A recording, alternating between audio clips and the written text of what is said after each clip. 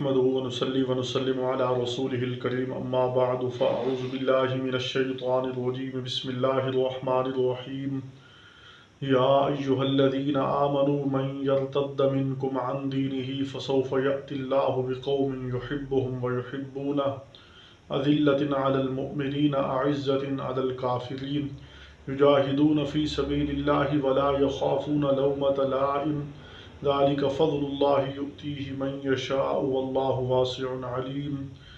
سورۃ المائدہ آیت نمبر 54 سے لے کر آیت نمبر 58 تک اس کا ترجمہ اور تفسیر کریں گے۔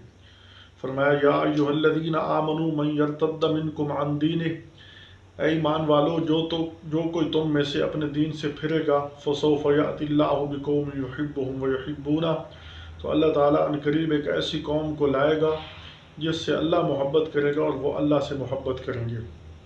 پچھلی آیات میں یہ مضمون چلا تھا کہ کفار سے دوستی نہ کرو، کفار سے دوستی اگر تم کرو گے تو اللہ تعالیٰ کو تمہاری کوئی پرواہ نہیں ہے، کیونکہ اللہ تبارک و تعالیٰ بے پرواہ ہے۔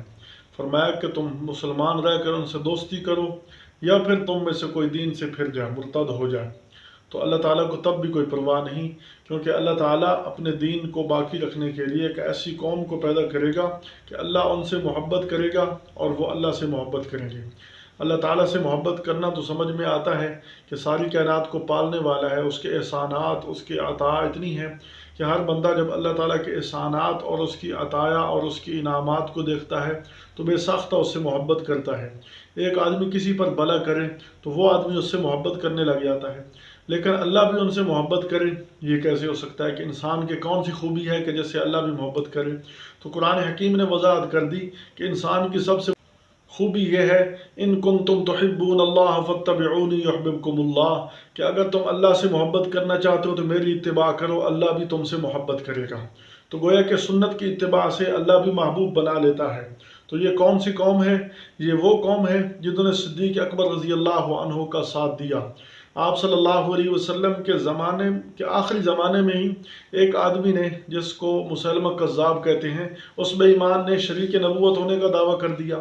اسی طرح اسود عنسی کھڑا ہو گیا، اس نے بھی نبوت کا دعویٰ کر دیا کہ میں بھی نبی ہوں۔ اور اسی طرح فرمایا کہ ایک اور تیسرا قبیلہ، اس کے اندر بھی فتنہ ارتداد پھیل گیا، طلیحہ بن خویلد، اس نے بھی دعویٰ کر دیا۔ تو آپ صلی اللہ علیہ وسلم کی وفات کا غم صحابہ کرام کے دلوں پر تھا، اور اس غم کے باوجود فتنہ ارتداد پھیلنے لگ گیا۔ تو اس وقت جو لوگ صدیق اکبر کے ساتھ تھے، فرمایا وہ اللہ کے محبوب ترین لوگ ہیں۔ یحبہم، اللہ ان سے محبت کرتا ہے، ویحبونہ، اور وہ اللہ سے محبت کرتے ہیں۔ انہوں نے فتنوں کی سرکوبی کی۔ اس کی تفصیل اس مقام پر یہ موقع نہیں۔ فرمایا اذلۃ علی المؤمنین، نرم دل ہوں گے ایمان والوں پر، عزۃ علی الکافرین، کفار پر وہ زبردست ہوں گے۔ انہوں نے ایسا عملی روتر کر دکھایا، یجاہدون فی سبیل اللہ، اللہ کی راہ میں جہاد کریں گے، ولا یخافون لومۃ لائم، اور کسی کے الزام کی سے نہیں ڈریں گے، ملامت کرنے والے کی ملامت کا خوف نہیں کریں گے۔ ملامت کرنے والے عموماً اپنے ہوتے ہیں، جن کو دکھ ہوتا ہے، درد ہوتا ہے کہ یہ کیوں ایسا کام کر رہے ہیں۔ تو فرمایا جو اللہ کے لیے کام کرتا ہے اس کو کسی ملامت گر کی ملامت کی پرواہ نہیں رہتی۔ ذالک فضل اللہ یؤتی من یشاء، یہ اللہ کا فضل ہے، جس کو چاہے گا عطا کرے گا۔ واللہ واسع علیم، اور اللہ بڑی کشائش والا، خبردار ہے، وسعت والا ہے۔ انما ولیکم اللہ ورسولہ، بے شک تمہارا ولی اللہ اور اس کا رسول ہے۔ ایمان والے ہیں، یہ تمہارے دوست ہیں۔ ایمان والوں کیا کی صفات؟ الذین یقیمون الصلاۃ، جو نماز قائم کرتے رہتے ہیں، ویؤتون الزکوٰۃ، زکوٰۃ ادا کرتے رہتے ہیں، وہم راکعون، اور رکوع کرنے والے ہیں۔ رکوع کرنا یہ اہل ایمان کی خصوصی طور پر صفت اس لیے بیان کی کہ یہود کی نماز کے اندر رکوع نہیں تھا، اور رکوع انتہائی عاجزی کا ایک درجہ ہے۔ ومن یتول اللہ ورسولہ، فرمایا جو کوئی دوستی رکھے گا اللہ اور اس کے رسول سے، والذین آمنوا، ایمان والوں سے، تو ان کی دوستی اچھی ہے کفار کی دوستی کی بنسبت، کیونکہ یہ اللہ کا لشکر ہے۔ فإن حزب اللہ، یہ اللہ کے لشکر ہیں اور اللہ کے لشکر ہی غالب رہیں گے، هم الغالبون۔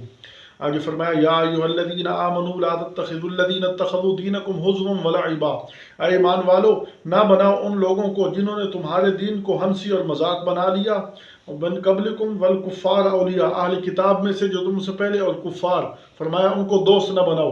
जो लोग दीन का मजाक उड़ा रहे हैं, तो मजाक उड़ाना किसी चीज़ को हकीर समझकर होता है।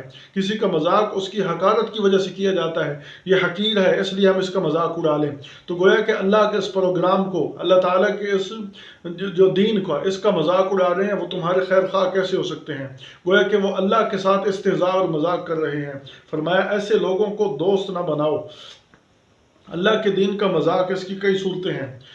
एक सहाबी, एक जो है ना, मदीना तय्यबा के अंदर एक यहूदी रहता था। जब अजान होती, मुअज्जिन कहता अशहदु अन्ना मुहम्मद रसूलुल्लाह, तो वो बेईमान अपने घर के अंदर अल्फाज बोलता, नऊज़ बिल्लाह, कहता अहरकल्लाहुल काज़िब, नऊज़ बिल्लाहि नकल कुफ्र कुफ्र नबाशत, वो यूँ अल्फाज कहता।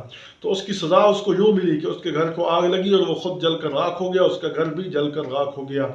तो वो क्या कहता था अपनी ज़ुबान में कि अल्लाह ताला झूठे को जला दे, तो ये खुद झूठा था, इसलिए जो है ना उस पर ये सज़ा मुसल्लत हुई। इसी तरह आप सल्लल्लाहु अलैहि वसल्लम के साथ जा रहे थे, तो रास्ते में बच्चे खेल रहे थे, तो अजान देने लगे, एक सहाबी अजान देने लगे।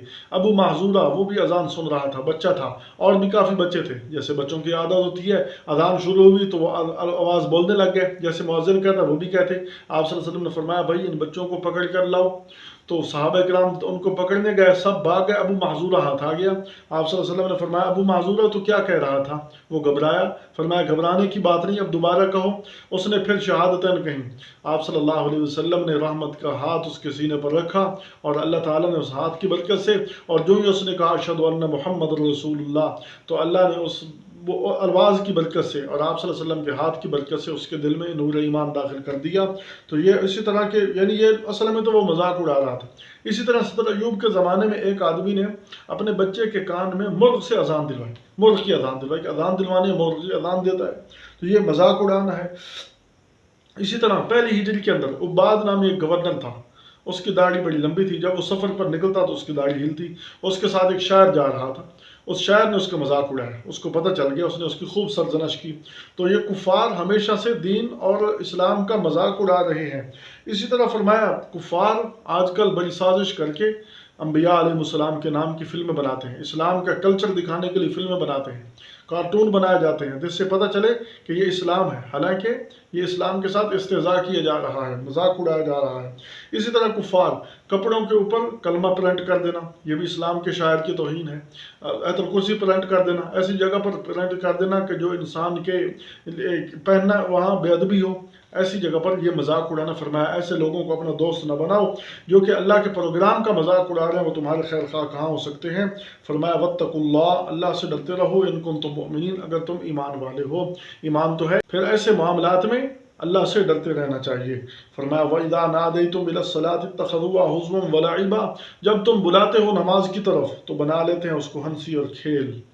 नमाज की तरफ जब अजान दी जाती, जैसे मैंने पहले वाक़या अर्ज़ किया कि यहूदी मजाक उड़ाता था, इसी तरह बाज़ लोगों की आजकल भी आदत है, किसी को दीन की दावत दी जाए ना तो वो दावत देने वाले को फारिग समझते हैं, कहते हैं बस ये ऐसे फारिग हैं, फिर रहे हैं। नमाज के लिए कहा जाए तो बाज़ लोग कहते हैं हाँ हाँ आप चले, हम आ रहे हैं।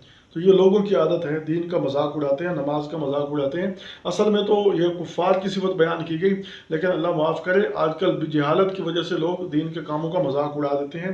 फरमाया ज़ालिका बिअन्नहुम कौमुन ला यअक़िलून, जो लोग दीन के किसी बात का मजाक उड़ाते हैं वो कौम बेअक़ल है, बेअक़ल कौम है।